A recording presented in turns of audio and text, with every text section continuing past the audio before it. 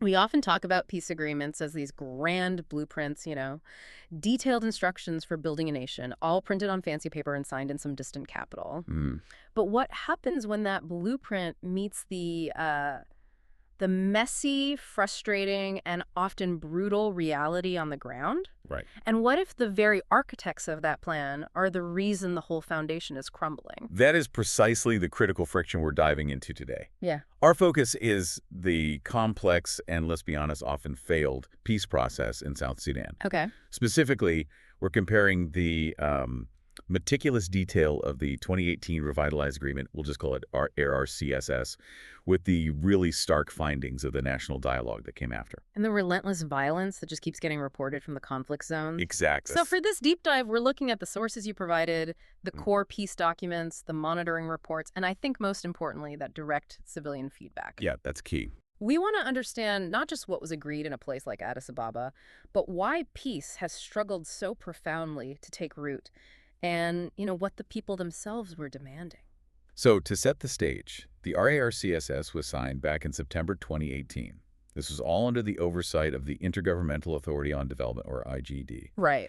And it was an incredibly ambitious document. It was trying to establish this revitalized transitional government of national unity. The RT going How EU. did you go? Okay. Right. And that kicked off a 36-month transition period. A 36-month period, yeah. Yeah. Which was itself preceded by an 8-month pre-transitional phase to sort of get all the security and political details worked out. And the power structure at the very top, that was designed to force unity, wasn't it? On paper, yes. It kept President Salva Kiir in place. But it brought his primary rival, Dr. Riek Machar, back in as the first vice president. As the first vice president, exactly. And not just him, there were 4 additional vice presidents. So 6 people from previously warring factions, all supposed to lead the country together. Correct. The whole executive was built around this concept they called collegial collaboration for any major decision-making. Collegial collaboration, what does that actually mean? It means the presidency, all 6 of them, had to reach an agreement, or at least have 4 of the 6 agree on any major issue just to govern. In theory, that forces compromise. But given the history between Kiir and Machar, they've repeatedly gone to war with each other, how realistic was it to expect any genuine collaboration? Well, that's the thing. Doesn't a system that requires 4 out of 6 deeply hostile people to agree on anything just guarantee gridlock? That is the structural flaw that the national dialogue later just completely zeroed in on. The architects of RIRCSS hoped shared power would lead to shared commitment. But that's not what happened. No. As we'll see, that shared power just became a shared platform for bureaucratic sabotage. The country was stalled by design. Okay, so let's unpack that formal blueprint then. Because RICSS wasn't just about who got the presidency, it was meant to be a total state overhaul. It really was. Look at the Council of Ministers, the heart of the government. The agreement meticulously laid out 35 ministries. 35. And they were allocated across the 5 signatory parties in these very specific ratios. The incumbent government got 20 ministries. Machar's SPLMAIO got 9. And then the smaller groups got the rest. Exactly.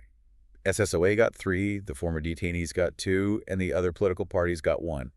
It was a mathematical attempt at comprehensive representation. And beyond the main political players, it also included quotas to force inclusion, which I think is a really key detail. There was a provision for a 35% target for women's participation in the executive. A really important target, yeah. It was an attempt to change the face of leadership. And you pointed out that other detail to me. The Minister of Youth and Sport. The Minister of Youth and Sports had to be under 40 years old. Right. It was an attempt to bring new voices in, a new generation, into a process that's just been dominated by the same old figures for decades. But the core challenge was still there.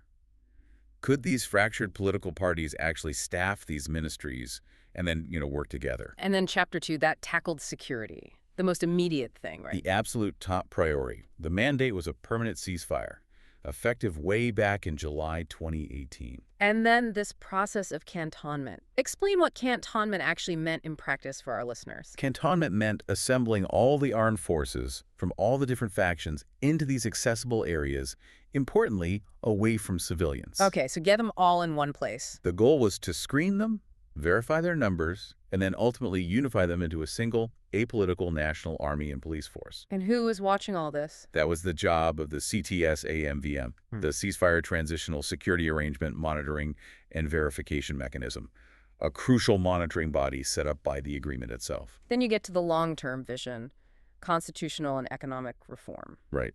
The new government, the RTGNRE, was mandated to oversee a permanent constitution-making process, And that new constitution was supposed to create a federal and democratic system. which is what the vast majority of the population had been demanding for years.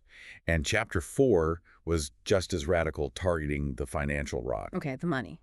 It mandated these sweeping reforms for transparency, for accountability, reviewing all oil contracts given the past ethnic and political bias in that sector. And a full audit of past revenues? A full audit, specifically of the 2% and 3% transfers that were meant for oil-producing states, going all the way back to 2011. It was supposed to be a total clean slate. So that's the blueprint. It's comprehensive, it's idealistic, it's incredibly detailed. But now we look at what actually happened. And this is where it gets really interesting, because when we shift from the paper signed in Addis Ababa to the reality on the ground, the whole picture just fragments. It shows the foundation was never sound. Exactly. Despite that so-called permanent ceasefire, monitoring reports, especially from ACUED in the greater Upper Nile region, they confirm violence didn't stop after 2018. Not at all. Instead, those fertile river floodplains are still this constant source of, existential conflict over land, over oil, over cattle.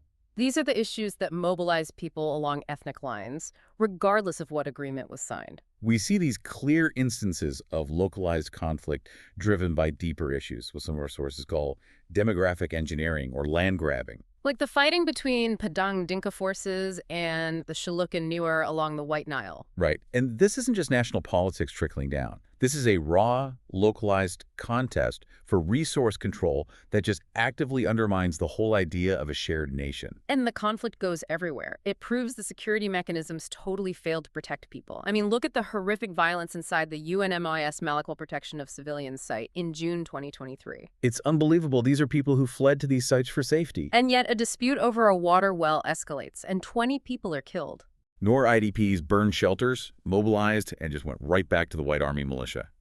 Even in the supposed safe havens, the structures of violence are active, they're ready to ignite. And the number of fatalities confirms the ceasefire was basically meaningless in some areas. Okay. Look at Unity State, that's Dr. Makar's Newell homeland. An offensive there in April 2022 by government forces and allied militias. Marked by widespread sexual violence. Horrific. And it resulted in over 290 reported fatalities just between late 2021 and mid-2022.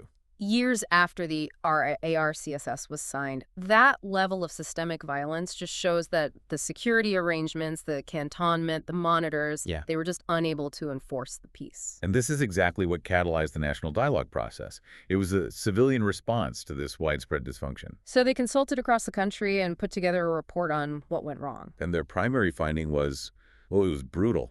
The root cause was a catastrophic failure of political leadership. They put the blame squarely on the ruling party, the SPLM. Saying it had consistently failed to govern responsibly. Which is where the national dialogue made its most radical recommendation. This was the big one. They called for both President Kiir and Dr. Makar to resign, step aside. They concluded these two leaders were just fundamentally incapable of moving the country forward.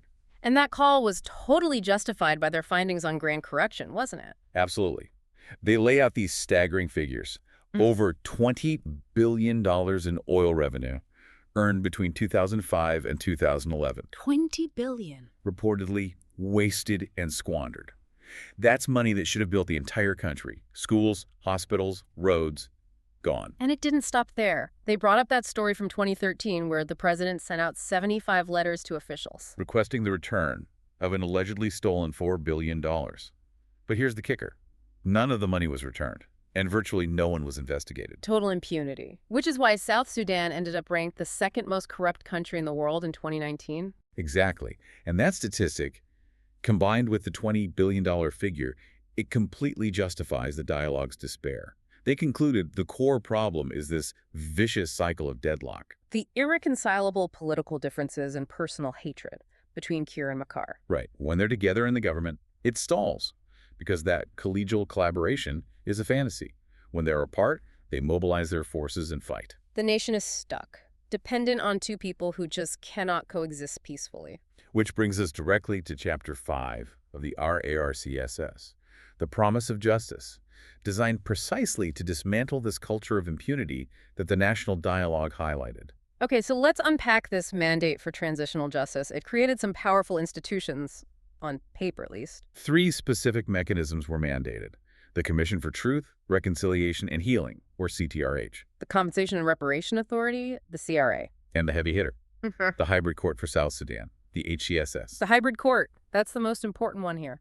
It is. It's designed to be established by the African Union Commission, and it's given the mandate to investigate and prosecute individuals for the most serious international crimes. So we're talking about genocide, crimes against humanity, war crimes. All of it, committed since the conflict began in December 2013. Okay, let's stop on the legal power of that court, because there is an extraordinary detail buried in the agreement. There is. The mandate for the HCSS says it shall not be impeded or constrained by any statutes of limitations or the granting of pardons, immunities, or amnesties. Precisely. That is the aha moment. Yeah.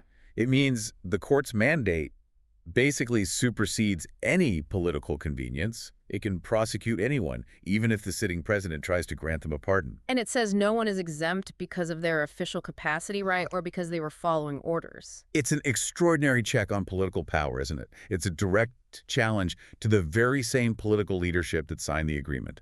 It raises that immediate critical question.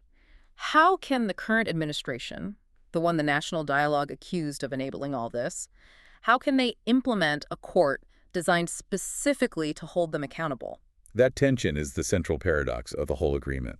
And yet, there has been some slow progress on the softer justice mechanism. Right, the Truth Commission and reparations. Yeah. The Ministry of Justice formed a technical committee in 2021. They launched public consultations. They even did learning visits to the Gambia and South Africa. So they've drafted the bills for the CTRH and the CRA. They have, but those bills are currently still just waiting for approval by the National Council of Ministers. The pace is glacial, but the will to actually enact the hybrid court seems to be the highest hurdle. Which is why the National Dialogue had to spell out a path forward that bypasses the current leadership entirely. And what did they propose? Their main priority was breaking that political deadlock through legitimate elections. They were unanimous. Free and fair elections are the only way out of this fragility. But they can't be organized by this fractured, compromised government. They can't. So the ND strongly proposed that the elections must be conducted under the authority of an external body. The UN, the AU, IGAD, someone credible. That external management would ensure impartiality. It would. And it would prevent a relapse into war because it removes the grounds for the loser to cry foul and militarize their base. It was a direct rejection of the RTGUNU's capacity to do anything legitimate. And that ties back to their leadership exit strategy. The grassroots dialogue called for Kiir and Makar not to run. Exactly. They suggested they should agree to a dignified exit as founding fathers, or at least not extend the transitional period yet again. Yeah. The ND even said none of the 4 other vice presidents should run either. A completely fresh start. That's what they were demanding. But even in the popular demands, you see these deep underlying tensions that national agreements just can't seem to solve. You're talking about the land ownership issue. A huge conflict driver. So while there was a strong consensus for a federal system of government, They couldn't agree on who owns the land. absolutely not. The delegates from Bahr el Ghazal, they favored government land ownership, national control. But the delegates from Upper Nile and Equatoria strongly demanded community land ownership. Reflecting traditional norms and, I imagine, a deep fear of the central government just appropriating their land. And that divergence shows that even when civilians agree on the big picture federalism, they can't agree on who owns the soil. And that is the ultimate source of power and conflict at the local level. So what really stands out to me in this deep dive is just this profound tension between an incredibly detailed peace agreement, the RARCSS, and the reality of political deadlock, corruption, and violence revealed by the National Dialogue. The plan was perfect, but the players were poisoned. Exactly. The RARCSS set up these impressive structures for accountability and transparency. But the National Dialogue, drawing from all this consultation, concluded that the very foundation, the joint leadership, was the primary cause of state failure. They were institutionally incapable of implementing the reforms. You're asking the poisoned well to purify itself using its own infected water. So the hybrid court for South Sudan, it's mandated to ignore amnesties and pardons, to prosecute these serious crimes regardless of who committed them. Given that the national dialogue called for the resignation of these same leaders for corruption and failure, what happens? What happens when the mechanisms of justice, designed by the peace process itself, ultimately confront the very individuals responsible for implementing that peace? That is the ultimate and perhaps the defining test of the revitalized agreement.